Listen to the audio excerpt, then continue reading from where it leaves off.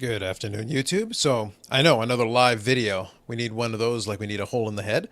But I thought it would be good just to get this video set up quickly and up on the channel, just because it's a couple of different things we're going to cover.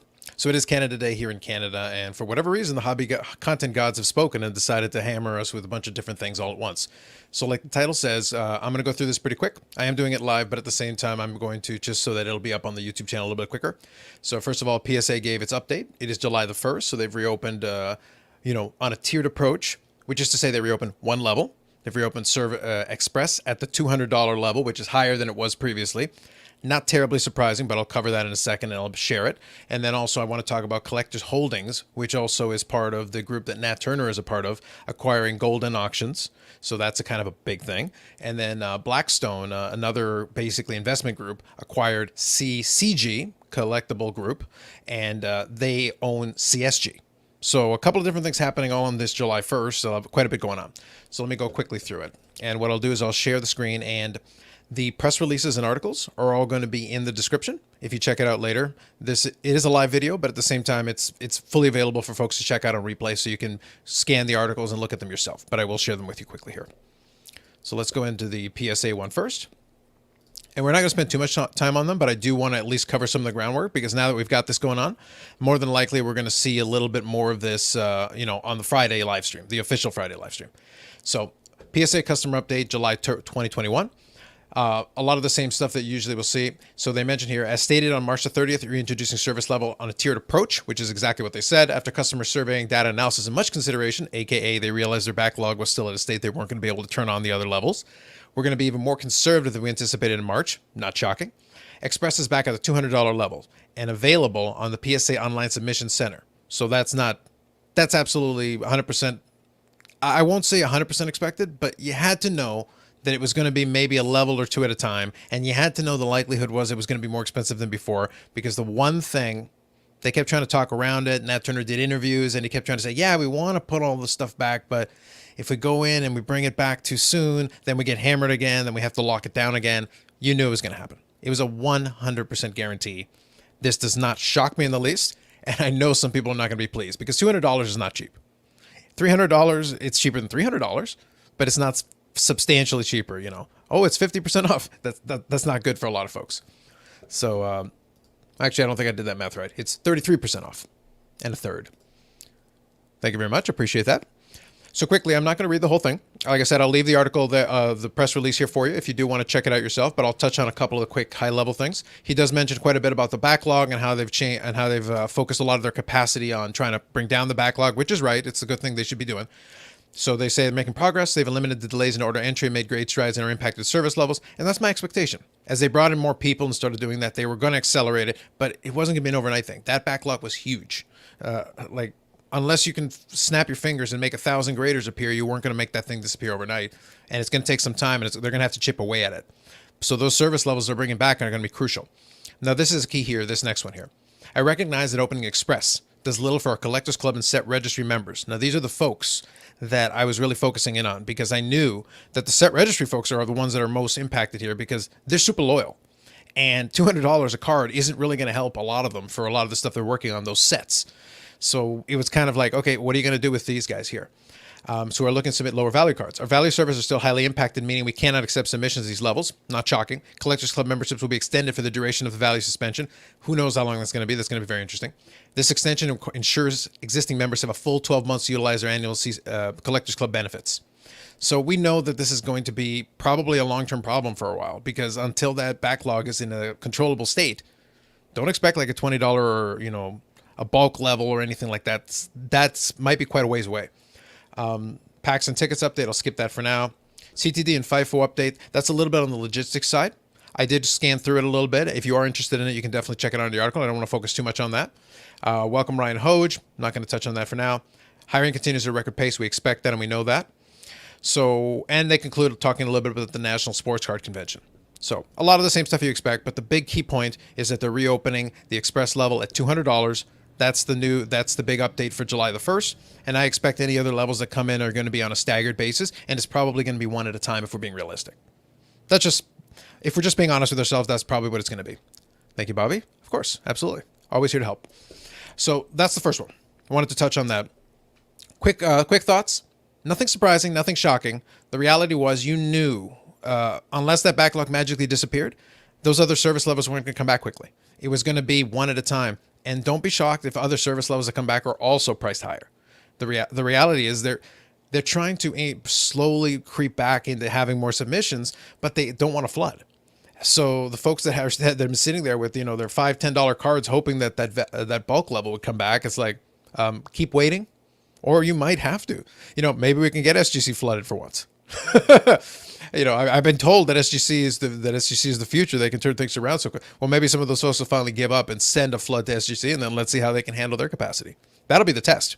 But anybody who thought that they were going to bring back lower levels than that soon, and that the lower levels were going to be priced the same or less than before, I don't think that was ever a realistic thing. Okay, so let's touch on this next one here. So this next one is from Sports Collectors Daily. This is regarding Collectors Holdings. So it's the group that Nat Turner is a part of, and they have acquired Goldin Auctions. So that's why I said I would have done like a pre-recorded video and taken my time on this one a little bit, but there's a lot. So 3 things here all hitting at the same time here on July the 1st. So let's talk about this one. So Collectors Holdings acquires Goldin Auctions, and they've gone in. So Goldin earlier had received a $40 million investment from Sherman Group and others. So that was the big story a couple of months ago. But now this group is going to go in, and Ken Goldin has signed a multi-year agreement to remain in his role with a minority ownership stake. So basically, Goldin has kind of sold himself out. He had sold a piece, but now he has given up the controlling interest. He has a minority stake. So he's still around. He's still going to be, in the vicinity. I wouldn't be surprised if he continues to focus in on, the promotion and doing all the usual thing. So 1 second here. We'll get to that in a second. So the thing is, Goldin will still be around. So if you enjoy, his live streams on Instagram and stuff, don't expect that to go away anytime soon. But in reality, what Goldin has done, which isn't a terrible idea, is that he's cashed out a lot of his chips. So it's going to be the focus of this team. Now, what Bobby alluded to there in that quick comment is going to be funny. That's really the key here, and I'll touch on that a little bit more. Again, all the articles that I'm going to talk about here are all in the description. You can read through them and take your time and do whatever you need to do. I'm not going to read the whole thing for you. So the key is, they say here, while one company now owns the other, they promise each will continue operating as independent companies with no significant operational changes. Now, there are a lot of eye rolls that I just heard audibly off in the distance, and I understand. I'll touch on that in a second. So here, basically, Goldin, quote from Goldin, we're operating the same today as we did yesterday.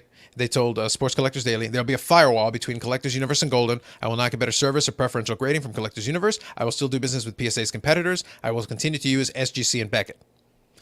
So the reality is, now that group has Goldin Auctions. Obviously, they did buy Collectors Universe / PSA and all its related properties.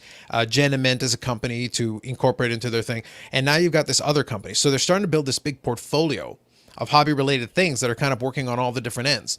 Now, the big thing that could potentially be helpful for Goldin's side of things is they need to update that website. The website is still kind of crummy. They're making a ton of money, but that website needs a lot of refinement. And then the question becomes, okay, so now you've got this additional resources. Now you've got potentially the technology to be able to get that website up to snuff. Do you then become a more viable competitor for eBay? Because that was one of Ken Goldin's dreams, was to come down market a little bit so that you had the top end, but you could have a little bit of the medium end and a little bit of the lower end with your vetted buyers.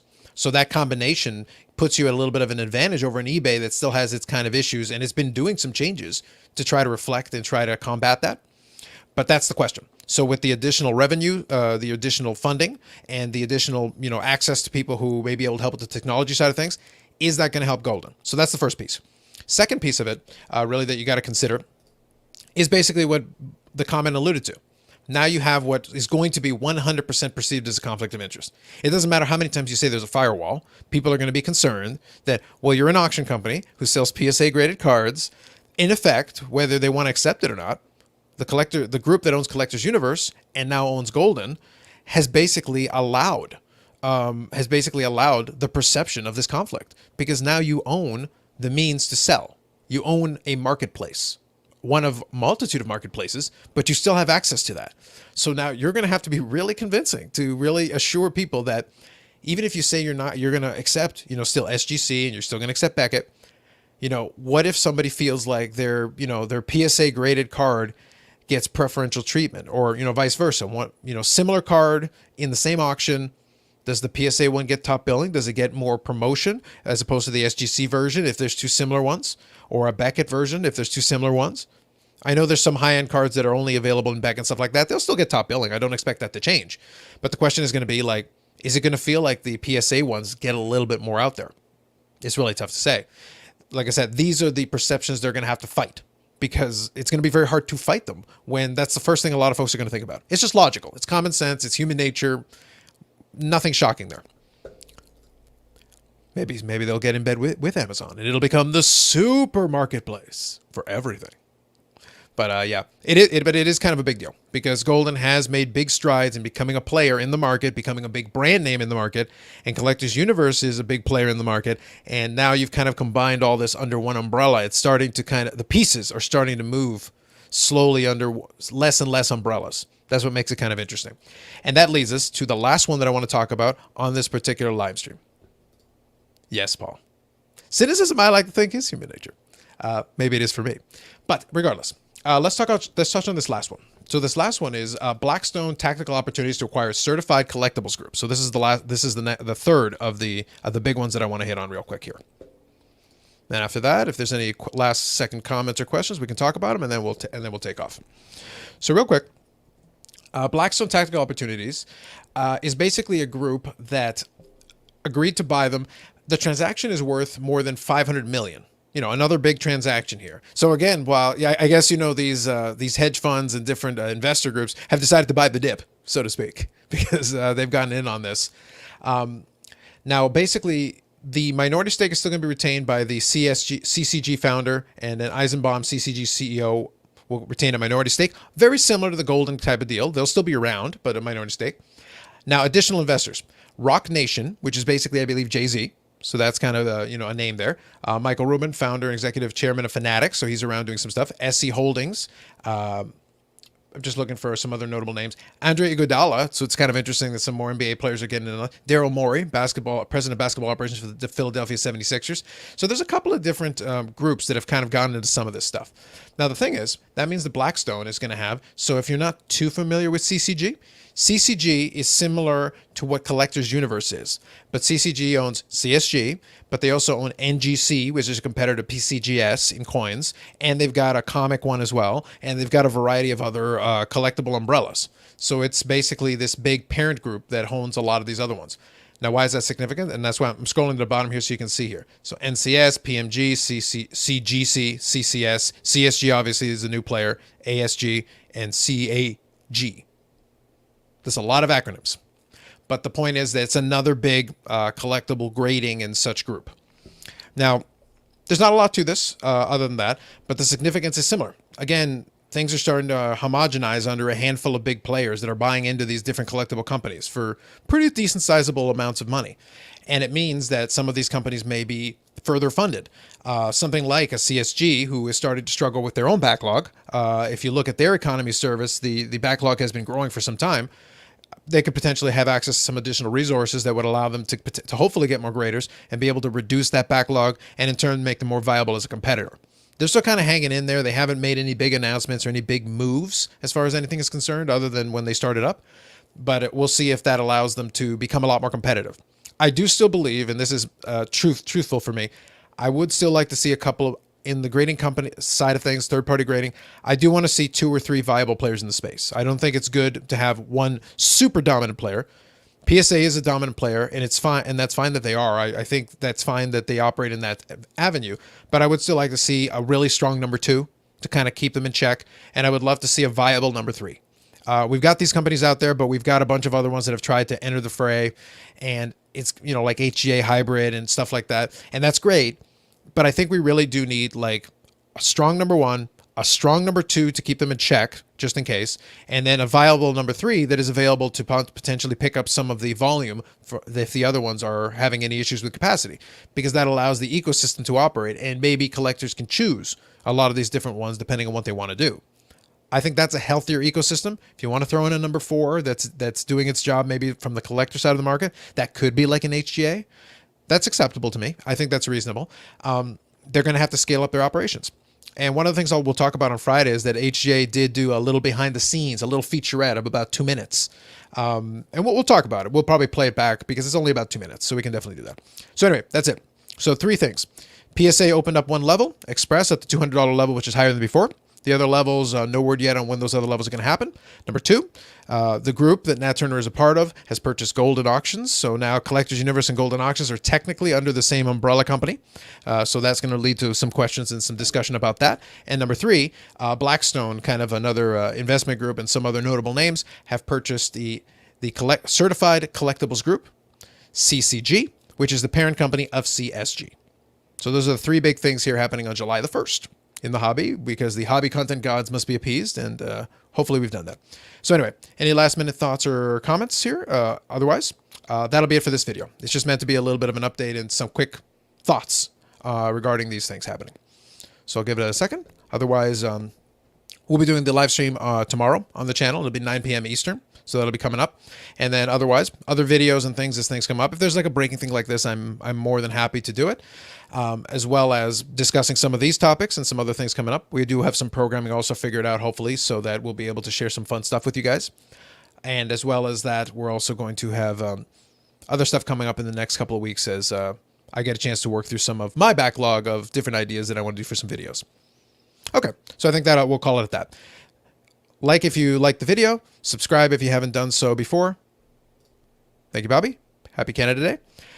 And appreciate you guys hanging out, and we'll make it work. Nope, you won't get less than 50 for some time. Time will definitely tell. But thank you for popping in, Andy. So thank you folks for popping in the chat on kind of a quick impromptu. It was a bit of a breaking news video. Thought I would get it up there. So we'll get it up on the channel here, and we'll be back on Friday with some more discussion on the live stream. Thanks very much. We'll catch you later.